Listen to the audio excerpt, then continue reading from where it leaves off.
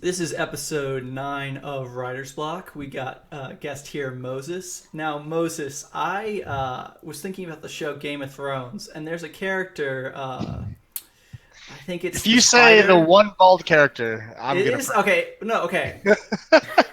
It's the spider guy, All right? right, The here we bald go. guy, but okay. Yep.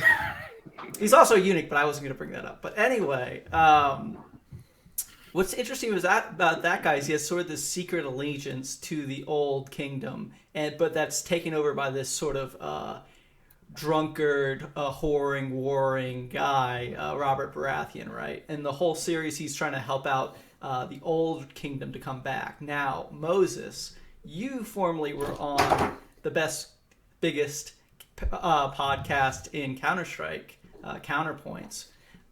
Then sort of Thorin moved over, new kingdom, other guy, maybe a warring, whoring, drunkard, Richard Lewis, possibly. If I like this, yeah. Yeah. So is this a sort of a master plan of yours to like somehow get back at them to sort of like up smaller armies of podcasts in order to tear down the current monarchy in Well, I not by mean, the numbers?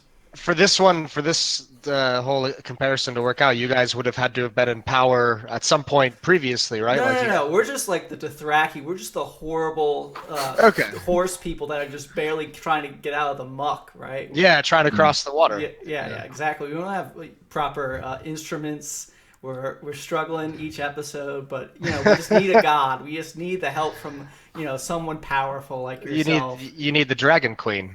So that's what I'm here for. All right, I think that's enough for the opener. This episode we're gonna do like who's the second best team in Counter Strike, because I think it's a pretty clear consensus. I can't imagine someone being like, no, I don't think Astralis is the best team in the world right now.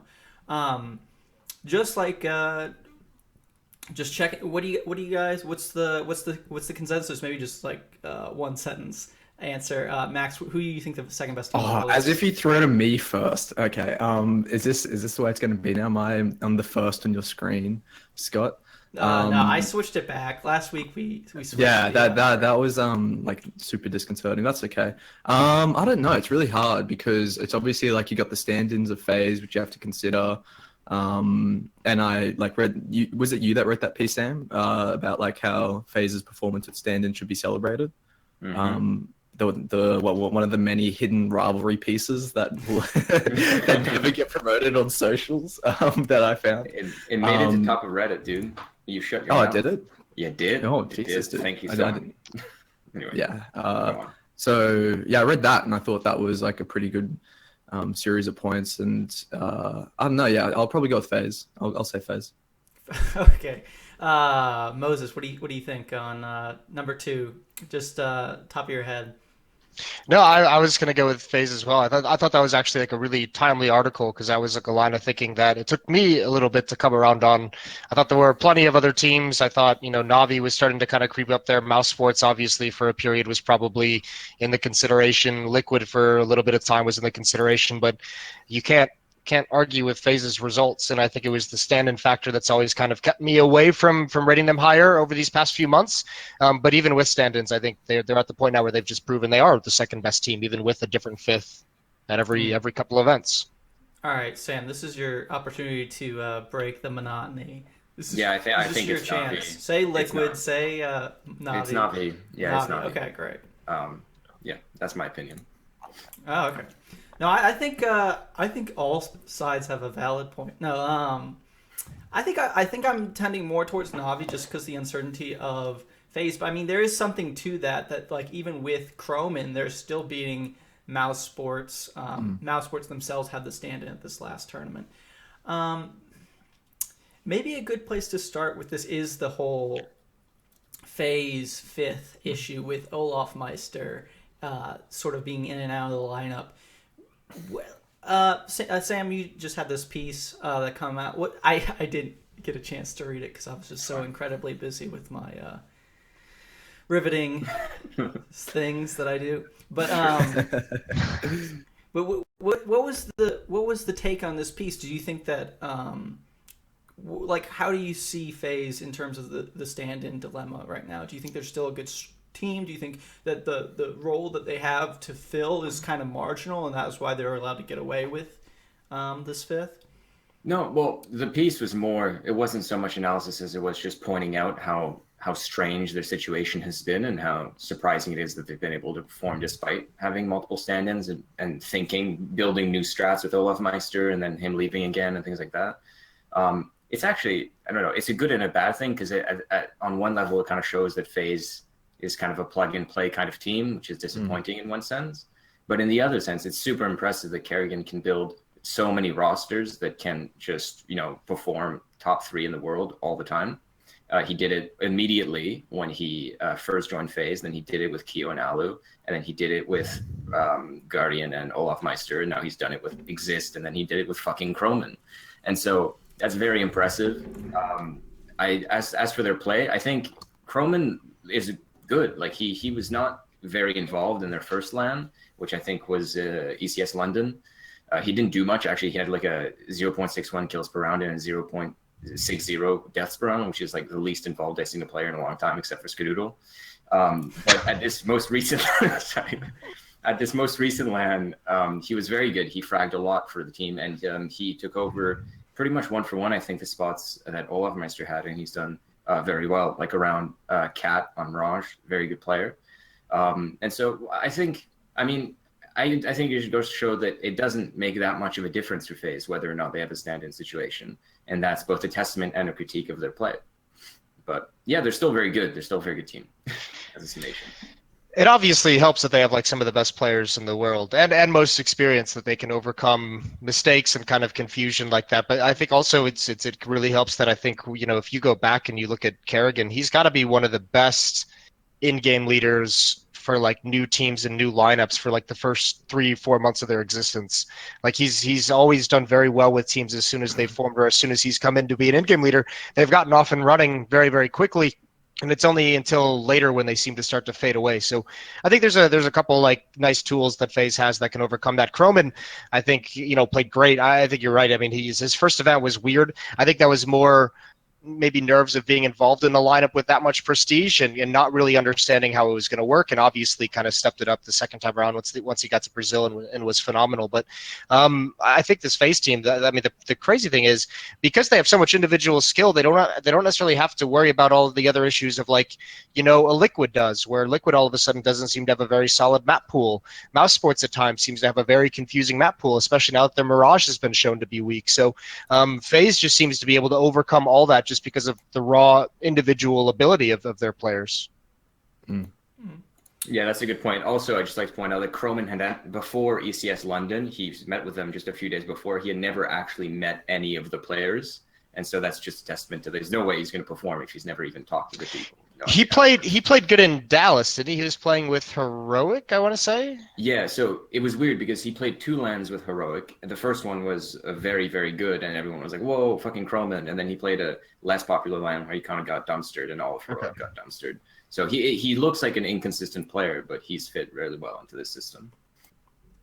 Okay, Max, are you buying into this? Do you think FaZe is almost as good as with Olaf Meister? Do you think that Croman's doing enough?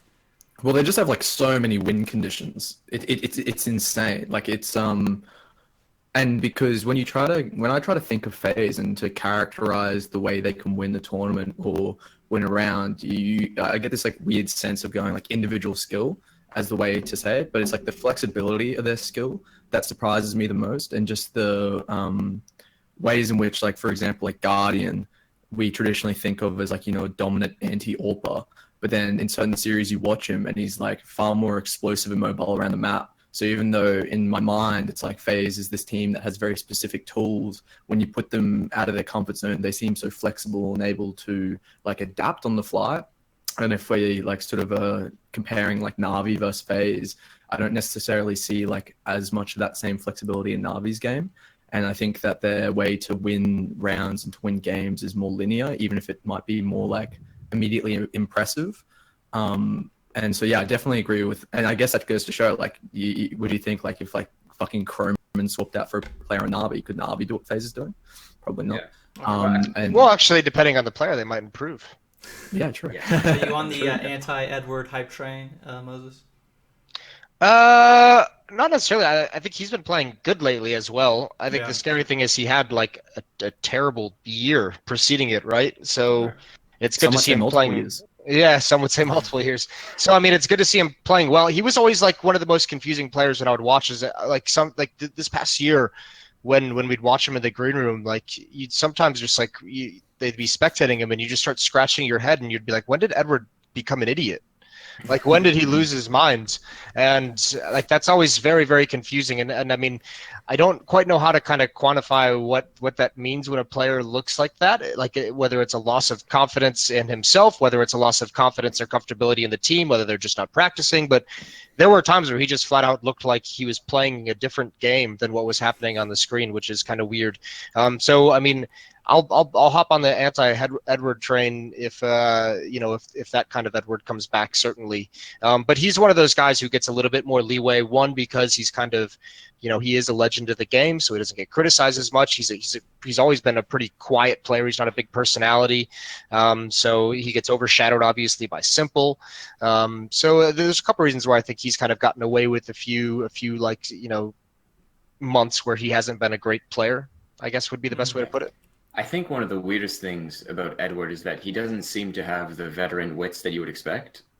He does a lot of very aggressive moves when he's alone, like whether he's lurking or whether he's coming in rotating from another bomb site for a retake. He does a lot of flanks, and he barely ever pulls them off. It's very strange. It kind of reminds me of Stanislav when he was on Liquid, where he just whether it's he gives off too many sound cues or whether they're too predictable, I'm not sure. But he seems to be very, very haphazard in the way he pulls the trigger on those aggressive plays. He doesn't seem very patient. I think Edward thinks he's way better of a player than he is. Maybe. Yeah, maybe. But on the converse, when he's with his team, when he's not alone, he actually works well with, especially Electronic. On the T side, he spends a lot of time in a duo with Electronic, and they work really well together. And so it's very strange to see him, kind of bifurcate between like some really aggressive, weird person and this really temperate veteran person that's helping a younger player. But to be fair, I think that his stats will always, strangely enough, will always look better than he's actually playing because he takes so many risks that it actually, a lot of time he throws away. It's like one death, but that might be the one death that throws around. And so unlike what you would say, like maybe with Zeus, his stats actually right now are actually padded, I think, relative to. Yeah. But anyway, yeah, he's bad. Yeah, because they have so many options.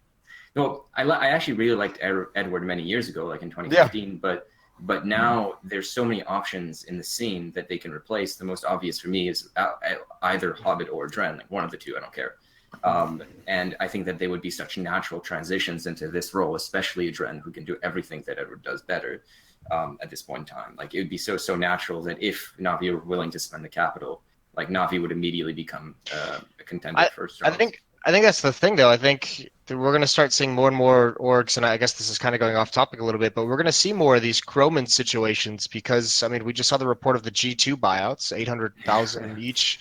I mean, even if like that's not true, let's just assume that for whatever reason that report is inaccurate, which I have no reason to think it is, but let's just say it's even like just like half that. $400,000 is still a crazy amount of money to pay for a player at the moment. So we're going to start seeing more and more Cromans, and why the hell wouldn't you? You'd be insane not to go and at least try and say we're going to bring in this new player who's never been to an event, bring him out of FPL or Rank S, whatever it might be, and just say we're going to give him 3 tournaments. We'll just say this is your tryout. Let's see how you improve over this time and what we see out of you.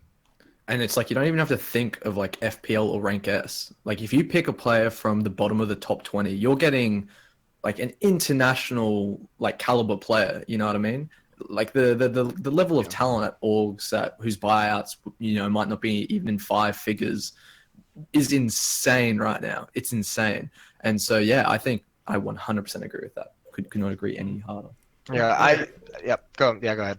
Yeah, well, just to sort of, we're definitely veering off track. Yeah, definitely. Going back all the way to FaZe, I think it's interesting what you guys were talking about, where you thought that they're relatively the same strength, but I noticed this curious thing. I don't know if you guys have looked into this specifically or have anything to say on it, But there was sort of this narrative that FaZe was picking up steam on Cash, and Cash actually became strangely their like go-to pick. They're often first pick in best of 3 series, and I thought what made FaZe pretty good on Cash had a lot to do with what Olaf Meister would do on B on both sides of the map as C and T. T is CT. He would default there as T and play there on CT. I don't think that I don't think they have the same level of comfort on Cash anymore. I think they lost 2 games in the last 3 on Cash, and that sort of is a concern for me if FaZe want to win series consistently. I think their last game versus Astralis was a 16-14, if I remember correctly. I think their games have been a little. I think that maybe what I was thinking of was the grand final versus Mousesports was a 16-14 to FaZe, I think. But yeah, they seem a little bit weak on that design. Has anyone looked at that Cash? Has anyone thought about this? I haven't done super. I mean, there's always going to be points where this FaZe team looks like they're weak on something, and that's what kind of makes it so weird is because they have a stand-in, because they have like this rotating 5th position. You know, they're going to go through stretches in maps where they go through those huge blowouts. I mean, Cash is not an easy map to play. Some of the best teams in the world struggle to do good on Cash because the CT side can be such an issue. But even more so with a stand-in and a different stand-in from event to event, and only 2 events with him when they're playing Mousesports in the grand final. So there's always going to be stretches, but that's one of the big things that's amazing about this team is they have all the tools necessary to overcome those kind of weaknesses. Now, it's tough to kind of get too high on the Mousesports win in Brazil just because Mousesports as well was playing with the stand-in. You know, Astralis wasn't there. There were some teams missing and everything along those lines. But if you just look at the body of work that FaZe has put in, you know, they're on the verge of winning the Grand Slam, and they're doing it with the stand-in. They're about to win. They've won 3 tournaments with 3 different players or something like that. It's one with Olaf, one with Exist, and now one with Chroman. And if they win any of the following 2, they've won 2 with Chroman, and they get the Grand Slam. And that's an incredible feat to accomplish with 3 different fits. That's huge. I also don't know if the map pool is so important for FaZe right now. Like, they're probably not. How dare you, sir? No, just because they're not practicing very much with any of them, they're not able to build strats for any of the maps, and so I would assume that whether or not they're good on a certain map with Chroman is kind of a coin toss. Like, oh, we happen to be good on this map, or I'll overpass and say whatever. Okay, let's run with that. And by the way, it might be a blessing that they could just keep things simple because you can't get complex. So you just say, all right, we're going to rely on the individual skill. Everyone, just do the most basic shit possible. No one gets tying these sort of points together about Cash specifically. I don't know if you guys remember. I can't even remember what tournament it was from, but I remember watching FaZe versus Tai Lu on Cash, and it was like Tai Lu's a pretty decent Cash team in terms of like the way they conceptualize the map and play it. And I just remember FaZe just like, I think it was even with Olaf Master maybe, or maybe it was with Exist, but just like defaulting every single round and just running one of the most slimmed down T sides I've ever seen, and then watching like Tai Lu get a tiny bit of momentum. And then FaZe like running one strat, winning one round, and then just going back to defaulting.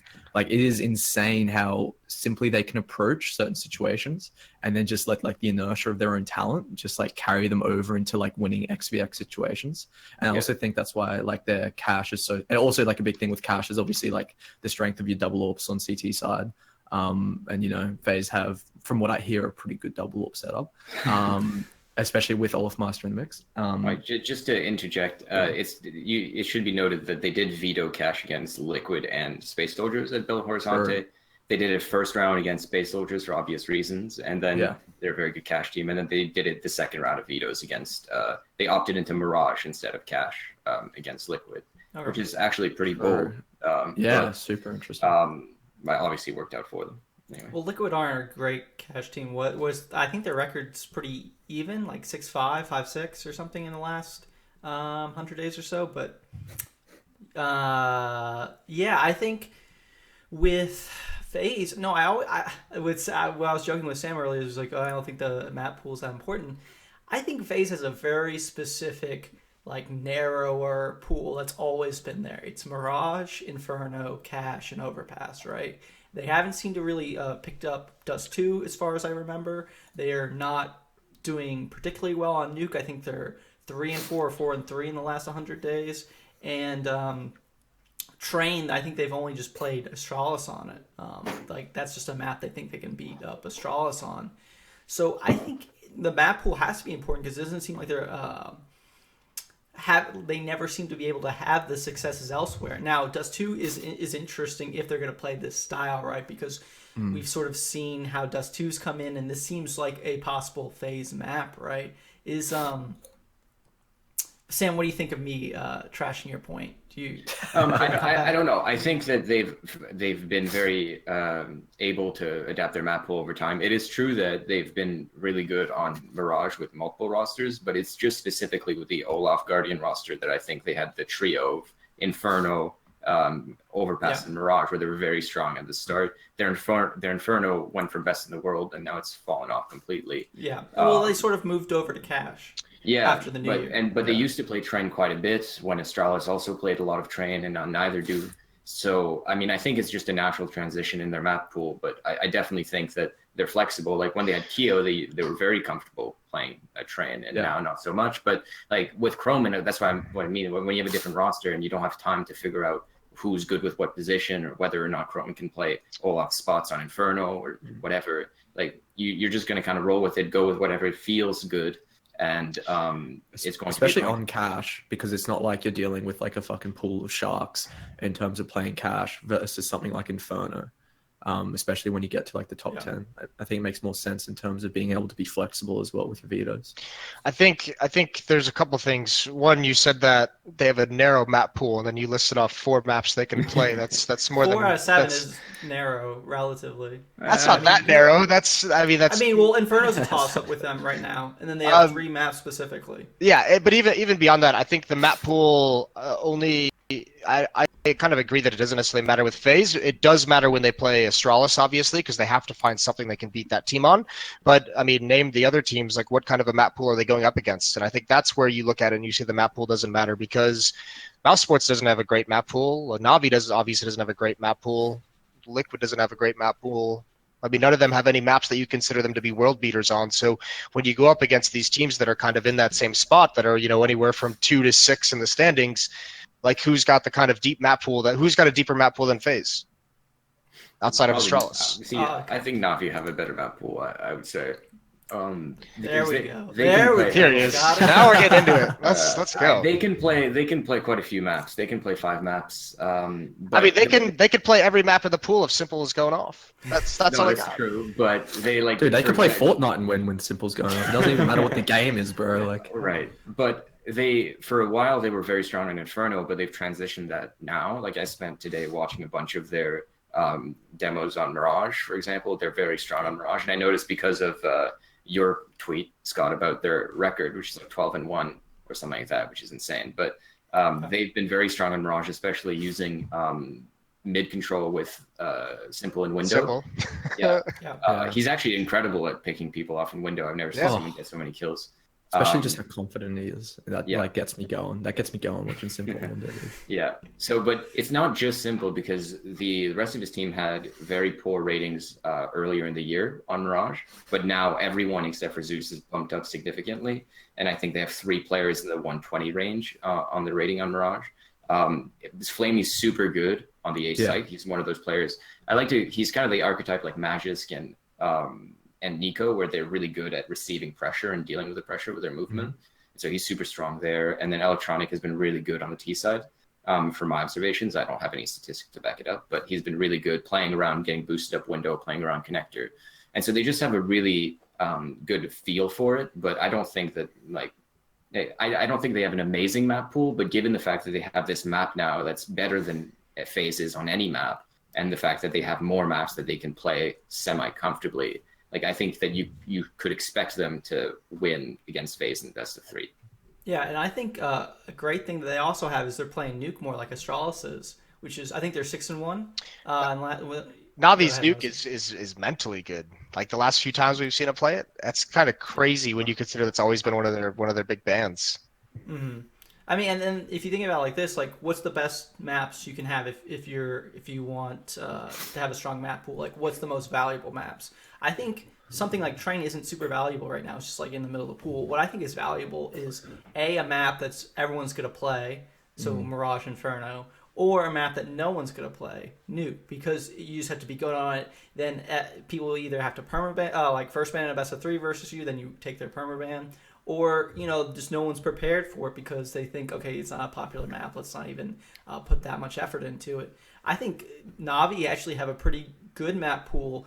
Now, I think there is, I think with Liquid, Navi, Mouse, I don't think they have a very wide base. I think they're just, like FaZe, they're sort of in that lineage of narrow but specific, unlike Astralis, which is like more wide. Well, Astralis is just like, it's almost unfair to talk about them, right? Because they're just so good on every map except for Train right now.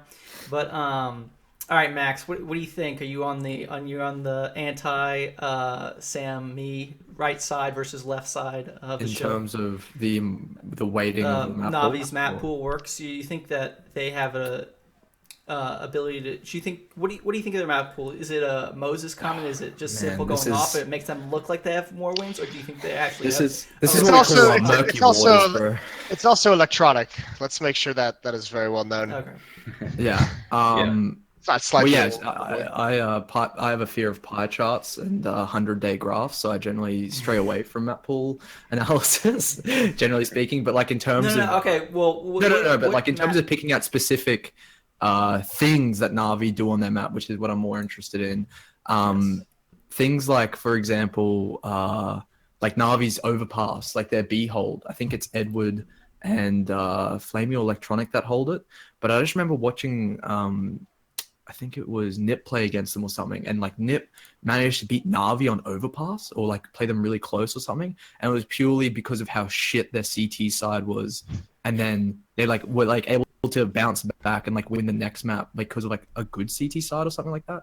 And I don't know, I'm leaning towards more the idea that it's so much more about how you like configure your players, your stars, and the flexibility of your win conditions than specific things on specific maps. Because when you see someone like Astralis, it feels like their map-to-map strategies and what they're comfortable on feel more like gimmicks and things that like earn them advantages as opposed to something that makes them like totally superior or dominant on the map. Because when you look at, say, for example, if we're like going to be like talking about the weighting of a map pool, I think like someone like Astralis' overpass, and you think of like what makes them good on overpass, and it's like, all right, maybe like CT side rotates, the depth of their T side strap book, their ability to like change pace really well. It's like, is that Astralis' overpass or is that just Astralis as a team? And so I think more in terms like that. And when it comes to a side like Na'Vi, I think far more in terms of like the weakness of Zeus and Edward on CT side and their decision making, because they feel like old players who just don't really know how to like get a feel for how to pressure defaults and especially how to structure CT aggression. Like they'll just walk into areas of the map and expect that they can just win duels. And so I don't know if that's like more so a specific problem or weakness on like a map pool level, or just like them as a team not having the ability to deal with the pressures of like the current meta, or like having win conditions beyond simple and electronic and flame. Yeah. Well, Moses, I'll give you a chance to come back to the player discussion, but Sam disagreed with you on I think Navi's Mirage, because you sort of mentioned Nuke. Do you think that Navi are a top Mirage team? Do you think do you think that did you believe Sam's little rant there? Do you think that they are ready to crush the phases and Mousesports in the world on Mirage? I'm not going to say crush. I mean, they can beat them. Their Mirage is good. It's not bad. Obviously, any map where you have like simple, in middle, and you have electronic over at the A bomb site is going to be something where you can make it work. I believe electronic's still playing there, if I recall correctly. So I mean, anytime you have that kind of a combination with those two players, those are two extremely important parts of the map, especially with simple and middle. If you lock that down, you just basically win the CT half. So that's a big benefit that they have, is one of the best players in the world playing there. The Nuke is obviously looking great. That's a map that's going to go very well for them in the coming tournaments. I just want to see more of this. I feel like we haven't really had Navi. They've had quietly like a really good year with a lot of top fours, which I think sneaks up on a lot of people, but it doesn't feel like it feels like they haven't passed the eye test still. Like this Navi that we've seen with electronics starting to finally switch on and come alive has been a very recent thing. And I mean, I like that. I just need to see more of it before I'm fully convinced. Because at the moment, it's still just like, I don't think they're doing anything tactically that is super impressive, right? It's just they have two incredible players that are always playing important spots. If you look at their barrage, if you ever watch their CT side, I've seen some halves where they get absolutely battered at the B bomb site because Zeus is over there and teams just Zeus is anchoring and then yeah, playing and short. teams just lean on that bomb site and it just crumbles, and then Simple has to cheat over to that bomb site, and then all of a sudden mid and A are exposed. So they have some weaknesses certainly, and I think that also comes down to what you just said, Max, about like your opinion of them on maps is where do those weaknesses play on each map, and that's a very important point when you look at that context. So for me, Navi is just kind of this team where if Simple and Electronic are having a good game, and if Flamey's even there too a little bit, and if Flamey's playing well, whatever it is, like they're going to win. And if two of those players are having an off game, they're probably going to lose, and that never feels like a recipe for success because tactically they don't do anything that cool.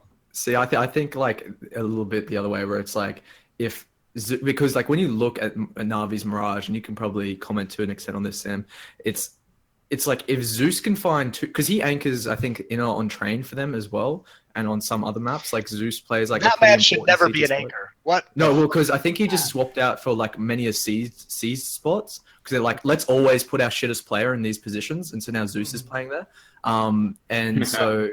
If he finds like one kill on an execute, then like Navi's retakes are really, really good, and not because they're like a good retake team, but they need to win games. And in order to win games, they need to be able to retake bomb sites that Zeus always gives up. And so I think it's like more so if like Zeus finds that opening kill, or if like Edward if they can just trade out frags, then I look more so at like Zeus and Edward just doing their jobs as being more conducive to Navi winning than like necessarily like Simple and Electronic always popping the fuck off. No, I know what I would say. I'm not sure. I mean, I think there's a tactical aspect to the firepower. It's because the fact that Simple is so effective has a tactical benefit for sure, Navi, right? So like, for example, like Mousesports, as a Mirage team, they've played quite a few times against them.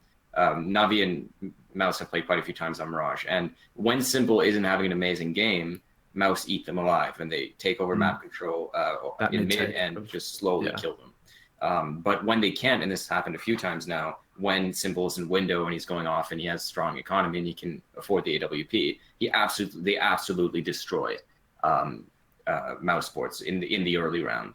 But I think the duel also between like Sunny and Edward at short as well, because I think I watched some of those games as well from memory, and I think I just remember Edward being like, it wasn't like it was Simple having an average game, but then that like pressure of Simple not being put up like bled to the con and short areas on Navi's CT side.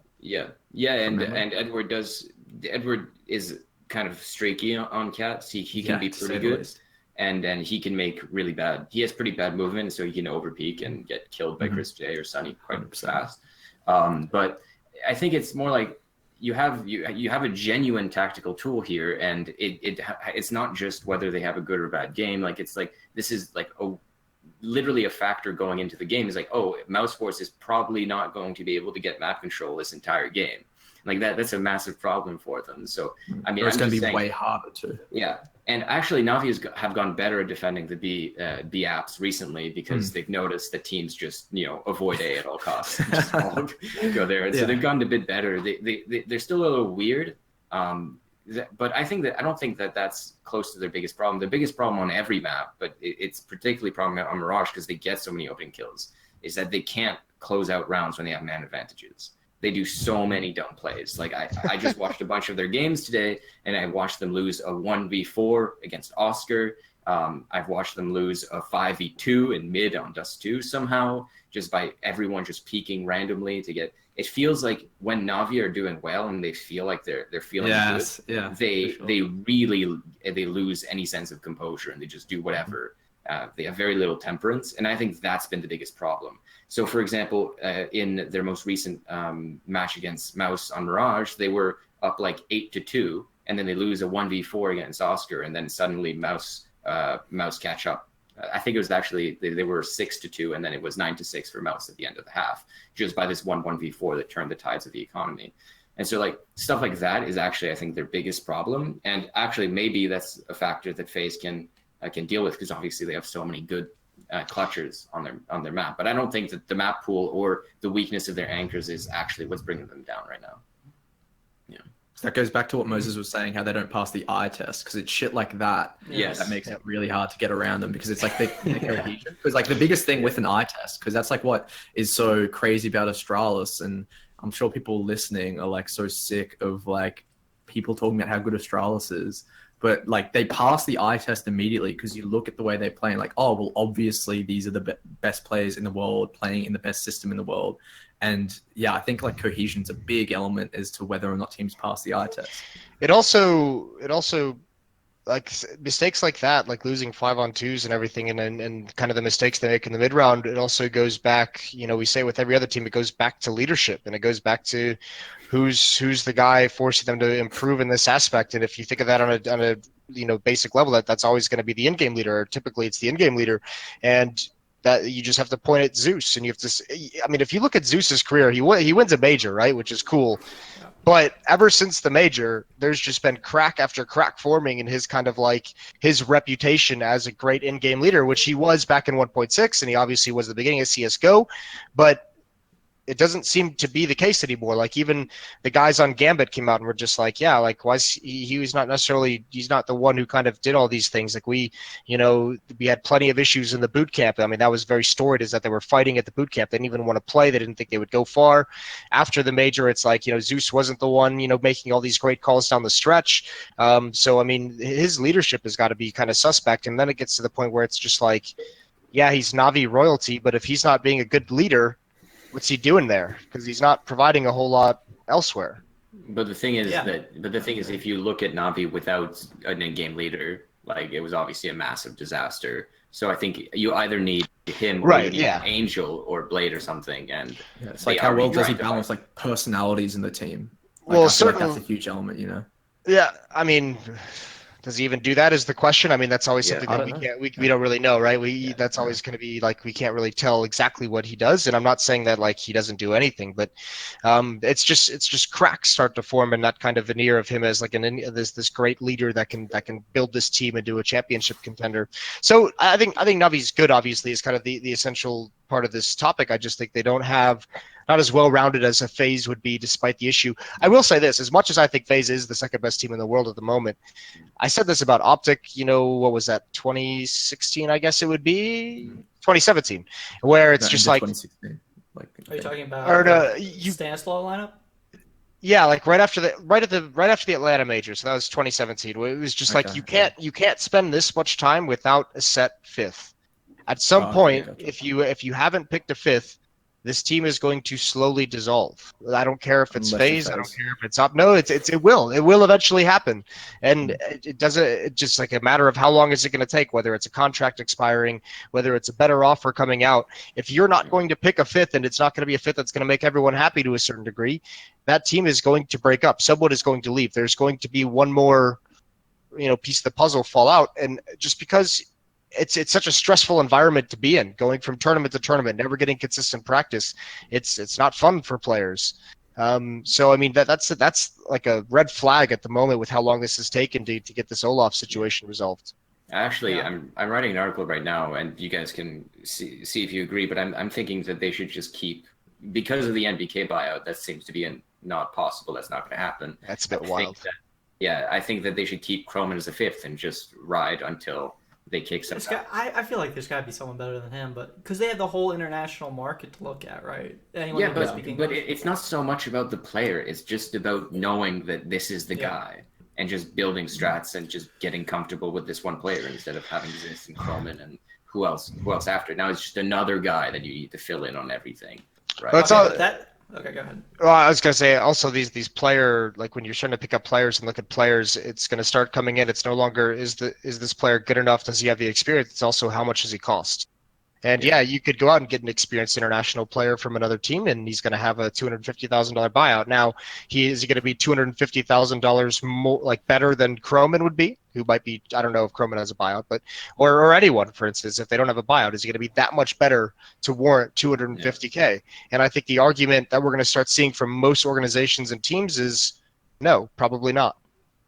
Yeah, that's kind of sad. Yeah, well, the way we're framing this discussion is who's the best, second best team in the world, who can stay as the second best team in the world, who can consistently beat Navi or FaZe or Mousesports, whatever. But I when they come to these roster moves, I think these teams have to be thinking of how we defeat Astralis, right? Their frame isn't how do we be the second best. It might be how do we be the best, right? No one is going to top Astralis this year. Like they might lose an event here or there, but no one is going to take over that number one spot because you don't get better than Astralis by making a roster move.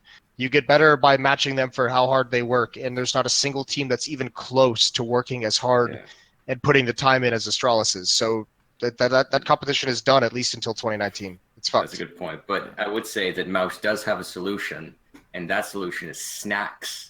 Who's going to come in? Oh, he's going to anchor. He's Get him off the show. I was waiting for him to say like FaZe nothing or something, and I was like, No, that could have gone anywhere. But that's an actual move that's being considered by Mouse right now, right? Like they're going to remove a perfectly serviceable anchor, and they're going to add a player who hasn't been good in a year and a half. And I didn't even realize this was a thing. You can't just drop that bombshell on me like halfway through recording. This is the thing. It was blown up today, but it's supposed to be like a stand-in. I don't know if it's. Is it not a permanent thing? He's left. So the guy who runs like whatever VP or whatever said that they're considering Mousesports' offer right now. So I doubt that VP would give off Snacks if it wasn't like for a permanent thing. So they're gonna add. So they're benching Stico after Cologne. I think that's established.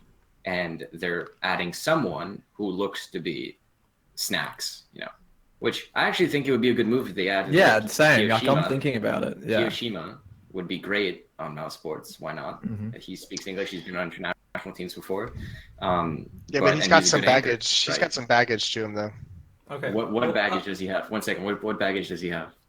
Kyo has been a pretty good move for teams in the past, but only for like the first couple months, or only for a short period of time, and then he's always kicked from a team, even when they've had success, and it's just like at a certain point. Juicy.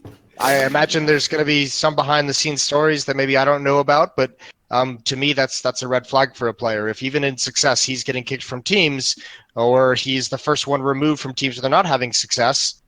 Why is that? There's a reason for that, and I'm obviously not a GM, and I don't need to do the recruiting, so I don't go around asking the questions. But it is a little bit like. Come on the show, please. Yeah. No, but well, I was going to reframe the discussion. We sort of talking about unless Sam, you want to come back with something. Okay. Well, Mousesports for a while seemed like they were up there as sort of like a top contender, maybe not the best team in the world, but right up there. Maybe even the placeholder best team in the world. Now they've sort of fallen off. And we've seen this weird situation with Oscar going out and Nothing coming in. I think, are they going to play with Nothing again at Cologne? Is that what's happening? No idea. So? Okay. I don't even know if they're at Cologne. So. Oh, well, they are. I'm pretty sure. Okay.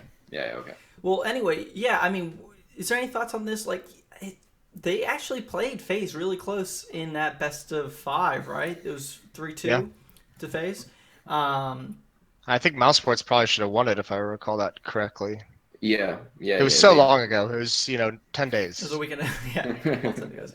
But I think.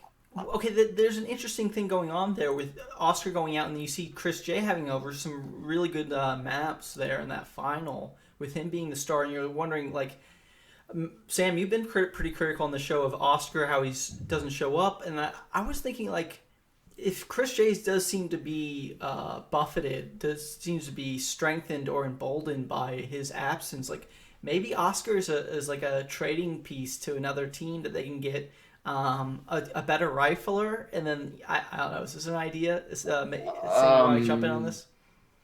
I don't, but I'm not opposed to replacing Say it, Oscar, but you have to Say it. replace him. No, you have Say to replace him with Say Say Waxic. Woxic. Yeah. Say Woxic, say Because it. otherwise, you're not. So I don't think so. We've seen Chris J as an opera for like 3 years, 4 years, and Chris J isn't a very consistent player. He's a very good player, especially for an in-game leader. But he's good with the AWP. He's good with the AK. It doesn't really matter what weapon he has, in my opinion. I think he's perfectly good as a secondary opper. The positions that he plays also he's very good at, and it doesn't seem like that would be a natural transition with permanent use of the AWP, something like Cat or just being an entry fragger on the T side. So, and Oscar does bring a lot to Mousesports' strategy just by being an entry, right, with the AWP. So Yeah. I would be wary of changing that, because even though you saw Chris J going really ham in that final, I don't think you're going to see that consistently out of him if you kept nothing, you're added another player there. So like, and also it's worth noting Oscar's been less good recently, but he's still been pretty good. Like he's still a pretty good player. So I don't think that that's a natural move to add a better rifler. I still think that Oscar is the best opper that they've got, but I would look at a move replacing him with someone like Woxic or like Yugi or something like that. Well, what's weird about the whole thing is that Snacks is sort of. I haven't been watching No much one first, has. bro. I sort of watched that first Dust. Yeah, that Dust 2 game versus Navi, and I was like, all right, I'm turning this off. It's not good. I mean, Navi actually lost that game, but it was so ugly, and then Nuke was ugly too. I watched like a couple rounds of that, but Snacks has this reputation as being a hybrid player, and then if you have Chris J, Oscar, and Snacks on the same team, it does seem like a little odd. Max, do you have thoughts on this? You were sort of processing it. I don't know if you read the news today or. Is there a different sound on your voice, real quick? What's going through your head? The pitch dropped on your voice. Yeah. Yeah. You It's sound a like a mic real thing. Don't butch worry, it's lesbian fine. right now. It's awesome. Yeah, but what do you think? Sorry, what was the question? What do you think of the Snacks Snacks move? move to Stico? For Sticko. Is the sound No, fucked it's up? not. No, your voice did change, but it's okay. Keep talking. It's okay. We're sweet. For Sticko, I don't know. It's crazy because in my head I'm just imagining like triple AWP setups, but that's like the most but the most inconsistent triple AWP setup in the world. Because in theory, like I don't know, Sticko just seems so stable to me, even if he's underwhelming at times. Like I think if you look like overall, in terms of like his decision making to round, like I think he costs Mouse a lot of like the sort of sting behind their punches and behind the way they can get into a round.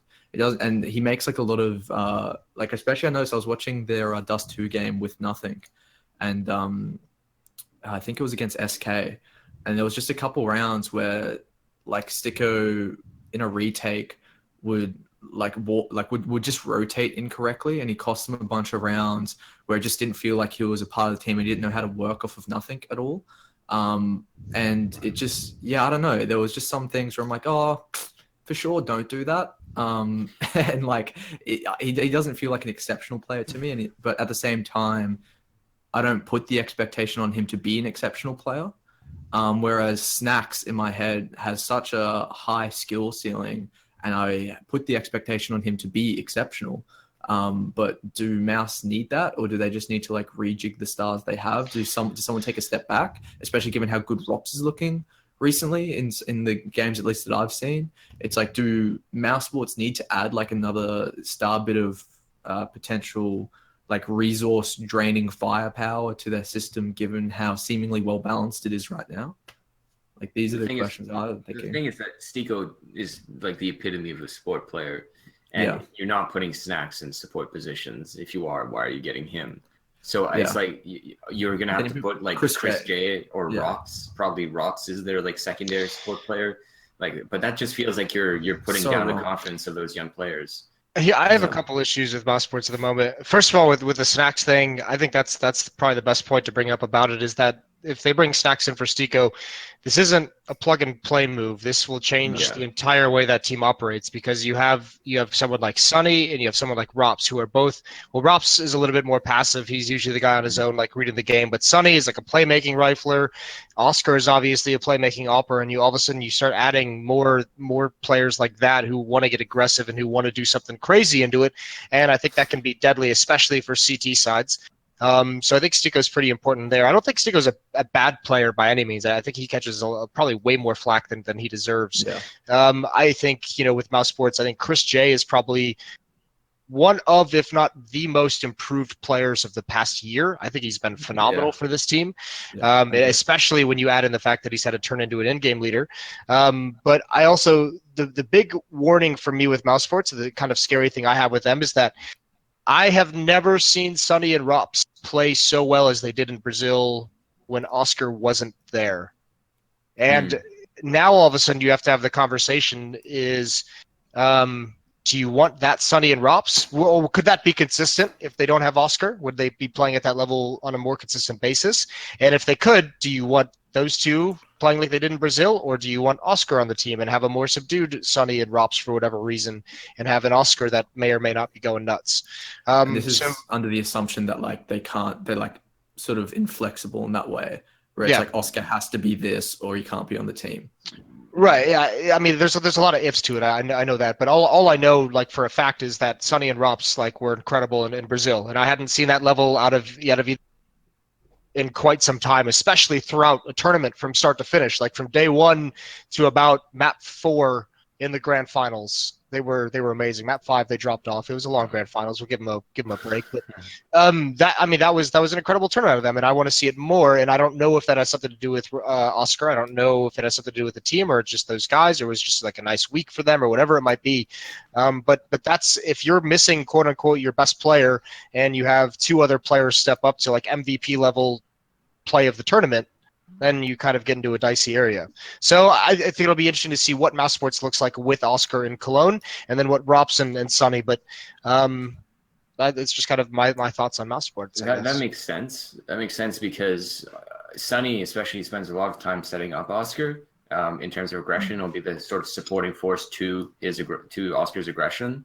And obviously, if you get a player more involved at the start of the game, they're going to start getting hot, right? You see that with a lot of players. And so I think that it makes sense that if these players, Rops would also have to get more involved because normally he does play very passive positions. And without Oscar, you obviously need someone to play more aggressive with Sunny. And so that makes sense. I mean, the thing is, like, if you get Oscar to play passively, why do you have Oscar on your team? Right. We saw this exactly the same thing with Nip, with Draken, where they were like, we want Draken to be more passive so the riflers can get more, playing time, because they also had many playmaking riflers. And then in the end, Draken starts being pretty bad, and then they kick him. So like that feels like if they decide to take away, subdue Oscar, that seems like an immediate signal that in 2 months he's going to be gone and they're going to add someone else, right? So like I guess it's just a question of, I think if you're going to make those players, those riflers, more playmaking, you have to have a move in mind to change Oscar eventually, because that's not an ideal fit if you have a very aggressive opera playing passive positions. We've kind of gotten into like heavy roster change talk with Mousesports, which I feel kind of bad about. But that's probably my fault more than anything. But does anyone think they're contenders for the number 2 spot as is? Not anymore. Like, would you put them in the conversation? Because they're not elite on Mirage anymore. So they lost a lot of Mirage games, like to teams like Navi, and so that was one of their biggest win conditions. Is they need to win Mirage, and then they'll probably win Train, and then that's their best of 3. Well, Mirage was like their definite win. When they're on their rise. And then slowly, Train became a good map as well. And so, like at the beginning of the year, and so that was their 2 maps. And now that they're losing that quite often, I think you're never going to see them become a consistent top 2 team with this roster. Yeah. Yeah, if you follow my Twitter, you would have noticed that I pointed out they've played actually 20 games of Mirage in the last 100 days. Yeah, they're 12-8, okay, so that's not that bad. But they've only won 3 of their last 10 games. That's really bad. 3 of the last 11 games. So they're really sliding on Mirage. And that's not like with nothing. I think they're just 1-1 on Mirage. So it's not all just like on his shoulders or something like that. So no, it's a concern for them. They have been winning a lot of training games, which is nice. Now, when they were first sort of starting to peak up and look good, they also was playing Nuke, but that was pre the rework. And I don't think, have been taking to the new Nuke, unlike Navi or Astralis. Yeah, it is sort of tempting to say, like, oh, well, they had nothing in there. He looked pretty bad, right? Yeah. I mean, that's sort of expected. He hasn't played for a long time. And there were 3-2 with FaZe, and we're hyping up FaZe or half of this show is hyping up FaZe as the number 2 team in the world. They should be able to be the number 1. They should be able to compete for the number 2 slot. There is sort of a logic there, but it felt like Mousesports was in a slide before this tournament, and then it's sort of like, I think there was something like, well, we have nothing, let's just play all out. You see, I thought Chris J was so ballsy, so willing to die for kills with the Optus tournament, or that last tournament in Brazil. I just thought, and then Moses was talking about Sonny and Rops also being more, having more playmaking potential, or looking just stronger as players. I think it's a difficult situation where Mouse is in, because it seems like they should be able to compete for the number 2 slot, but they're sort of dipping, and it does seem like a roster move might be the right thing, if they have this much success with nothing. But the Snacks move just seems really weird. I don't know if that's a stand-in or what's going to happen there. I mean, it almost seems like you have to talk about the roster move thing if you're talking about Mousesports, because their future seems very uncertain. I think one of the biggest things when talking about Mouse is that one of the reasons why they were so good for so long, and at least the biggest thing that I always praised them on, was the balance of roles in the team, and how every single player, like it all made sense in terms of the way they configured each of the players, in terms of like the strengths of the players, whether they were more reserved, more aggressive players, like the balance of like ages and experience in the team. Everything just seemed to make sense. And so that's tough in a way, because then when everything makes sense except you're not winning games, it's like, all right, what do we change then? You know what I mean? Especially when you like have this, you start getting like data in your team on how you perform with the stand-in. It's really, really hard, I think, to make crazy arguments, because like we're saying, like maybe Snacks could be a really good move, because we just haven't seen Mouse perform in a world where these players are like put out of their comfort zones, outside of like this finely tuned balance of roles they've always been in. I'm not gonna buy that Snacks move. I'm not feeling it. I know. I sort of just like chaos. What about Moses? Were you a fan of the Cloud9 run to the major win? Like that seems like the sort of team that Mouse is going for. You know, sort of have like a bunch of entry players, a bunch of high, like aggressive players like that, where they try to do these fast strats into something like a Mirage, like Cloud9 did. Is this a possibility? I think that style that Cloud9 brought into the major was a brilliant way to go into one event and hit like a really nice peak and win an event, and they certainly did it at the best event you could possibly do it at, didn't they? But I don't think that's like a winning strategy for a year long. Like a winning style for like a season long of Counter-Strike or whatever you want to call it. I don't think Mousesports even has the tools to really do that, because just remember one of their most aggressive players is the AWP. You know, Elite Cloud9 had Stewie and Tarek, who were willing to just kind of throw the brains out the window and grab their dick and rush middle, and then you have guys on the other side of the map, Automatic and Skadoodle, like ready to pounce at the right moment. You know, Mousesports doesn't really have that. I guess you could do Sonny and Oscar, or Chris J and Sonny would be the two that would do it probably. Just doesn't seem like it would kind of fit their wheelhouse, and like I said, I think they're going for a more long-term thing.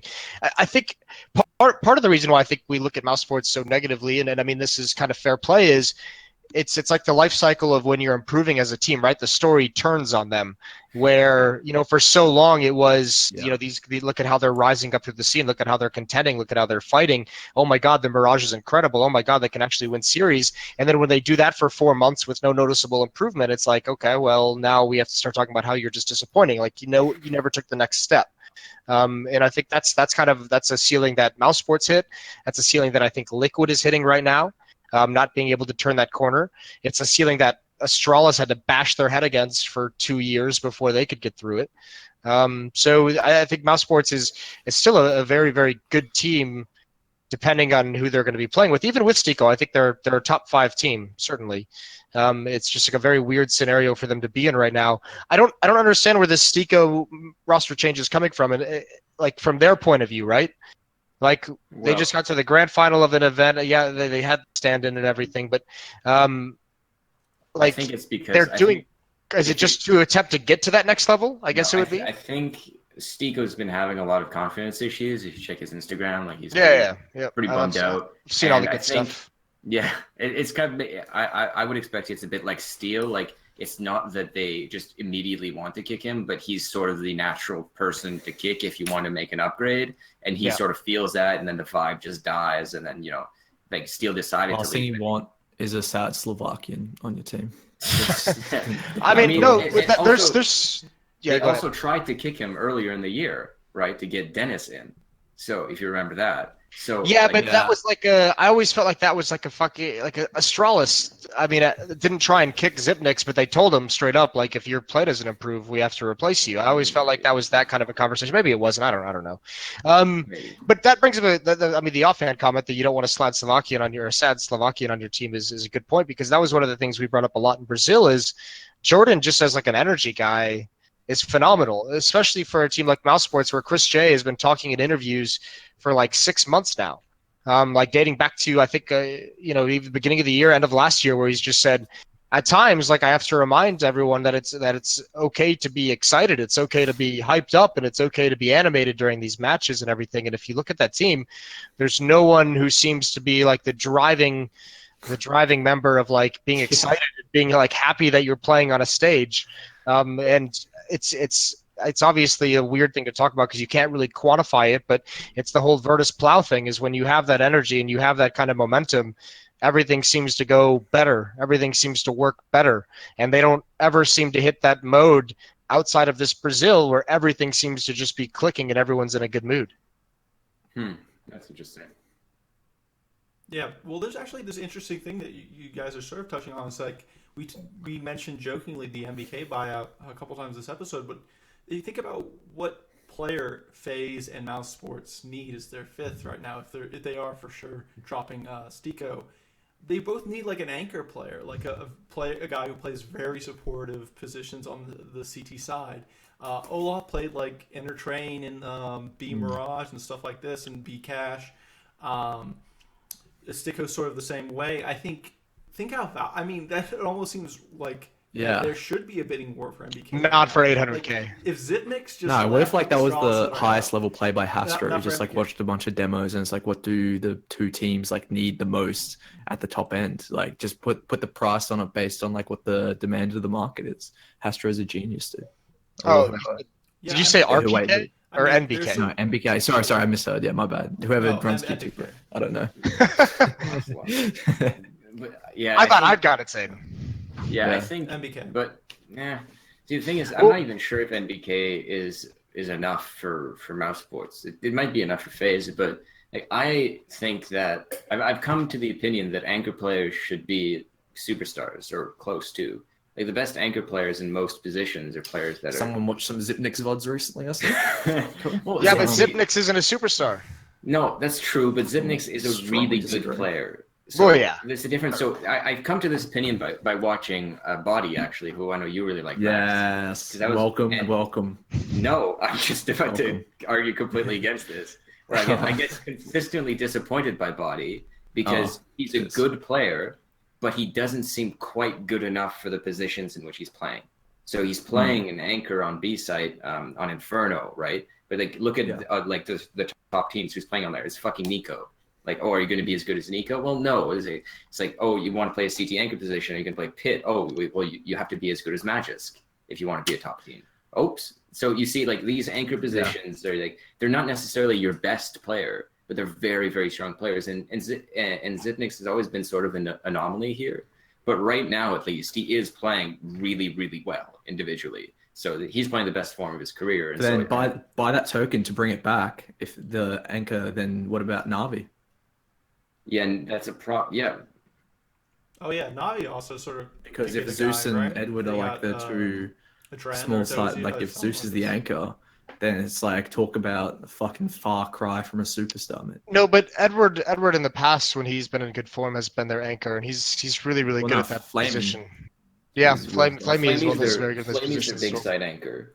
Yeah. So he's their A side anchor on most maps, I think. And I mean, like Flamey's an actual good anchor. Like he Really good player. Yeah. So he's not in peak form right now. Like his AWP has been pretty lackluster, but generally he's a pretty strong player and he's a really strong anchor. But it's hard to get two good ones. But generally speaking, the best teams have two very good ones, like Magisk and Zipnix. On FaZe, I'm not even sure who the second anchor is. It's probably Olaf. It's probably Olaf on most maps. Yeah, it is. It just kind of hovers on Inferno between Rain as well. It also depends where they're going to put Guardian with the ult. I mean, that's the other thing. Like you can really hide a weak anchor with an AWP. Yeah, well, that Navi does that a lot too, right? But Navi has to hide a lot of weaknesses. But I'm just saying that this, like, I'm not even sure if like NBK is, because we haven't seen NBK be a full anchor in quite a long time. At least I haven't. No. Like Body's been the anchor on G2 since he's been there. So like I'm not even sure. Like I know that NBK has a reputation, an earned reputation as like a guy who can do everything. But like, can he do enough to really put like FaZe over the top? They'd definitely be better than they are now, but will he be good enough to be, beat Astralis? Like, you will not find anyone who is more willing to support and hype up NBK as a player, because I've always, ever since 2013 when I was started getting into CS:GO and watching it and everything like that, like I've really liked his skill set. And he was one of the first players I really enjoyed watching, so I kind of have like a fondness for his big games back in the day. But for 800K, like he's just not an option. He's just not, and that's it's unfortunate. But he's not. He doesn't deserve that kind of a buyout. Now, if you want to go to another French player with a K, you go to RPK. He's always been the anchor of French teams, and he's had some very, very good sequences, and he's known as a very hardworking and reliable player. And obviously he hasn't. I mean, he almost single-handedly carried Envy through the Boston qualifier. Oh yeah, but like literally with like Happy like underneath his gooch, just like tickling. He's like, "Come on, RPK, you can do it, bro." Like the amount of support around RPK as a superstar on Envy, dude. And you're telling me like RPK is gonna go to FaZe, and then Carrigan's gonna be like, "Yeah, this like."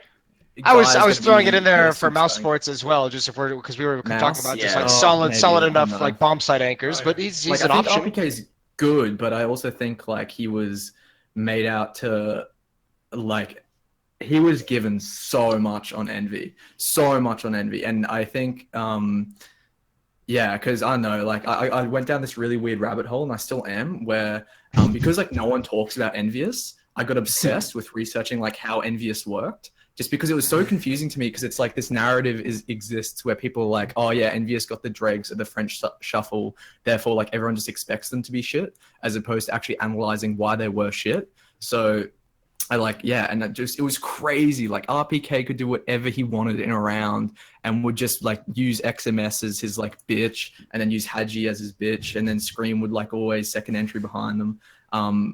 I do not see RPK as a viable option at all. Here's a great option for Mousesports. Rubino. Heroic Rubino, who's been totally abandoned from his decent team, and now he's on whatever the hell. You can take any five. You can take anyone from Heroic and call them a support player, really. Has he been abandoned? Like, why hasn't he been playing in tournaments recently? Yeah, he talked shit to me on Twitter. He has been. That's a good point, but.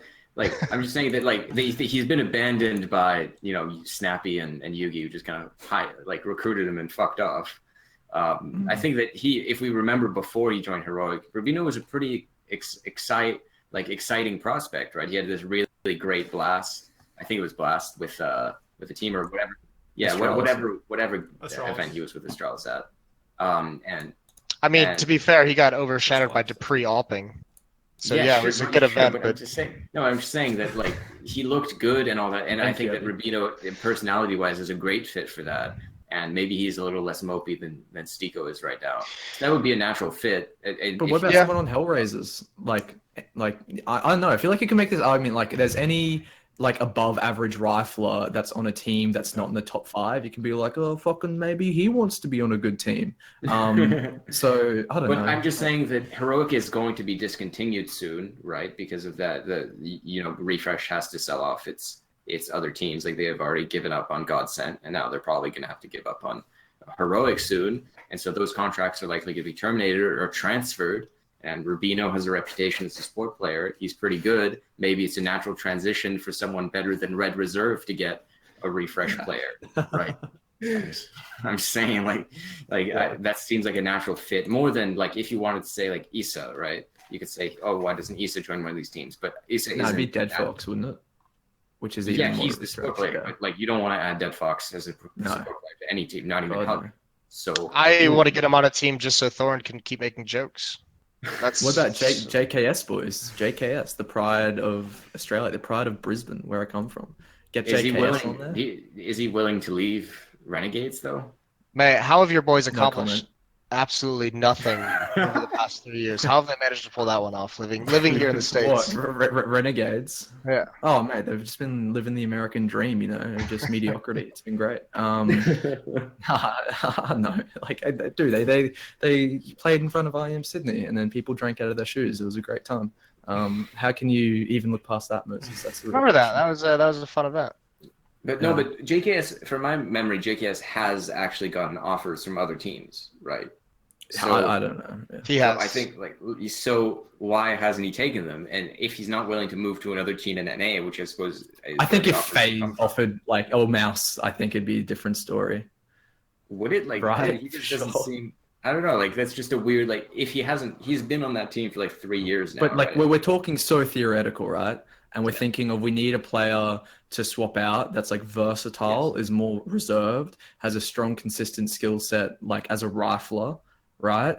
Like but it's true that's an interesting option when you talk about these kinds of players, because no one ever mentions him, but he has been a pretty good player for a very long time, and he's gotten a lot better recently as well. Because his whole thing has always been like he's just been a quiet Australian, like nice lad that has just played and hasn't really like talked. Except recently he's like, oh, I need to talk to win games of Counter-Strike, and like started AWPing now, and he's like trying to become the star of Renegades, like really actively. It's about time someone tried to become a star of that team. Fucking hell. No. Yeah, well, they're not doing so hot, so maybe that's not like. But I mean, JKS wouldn't be bad if he's willing to leave, but I think the point is that it's so weird that they kicked Sticko when they have no natural replacement. Like DD from Tyler. No, I'm joking. Well, they do communicate in English, so get the 4 players to learn Mandarin. It just pops off. Yeah. I just want to see Navi need an anchor player, Mousesports need an anchor player, FaZe sort of need a 5th, right? I just want to see Doja break off from the pack. Sell himself to the highest bidder. It is sort of just bizarre, right? That like this role. You think that someone could like a middling player could on another top team could like try to take up more support positions, more of the utility based Sipniks, quote unquote bitch roles, and then like just jump onto one of these. Two of them are international teams, right? This is, I think it's great. It's a very bizarre thing. It's like one of those cartoon sort of situations where the anchor is just like continuously going down, not latching on to anything. To be fair, FaZe needed a little less. They can plug and play a more variety of players because Kerrigan's a legitimately pretty good anchor.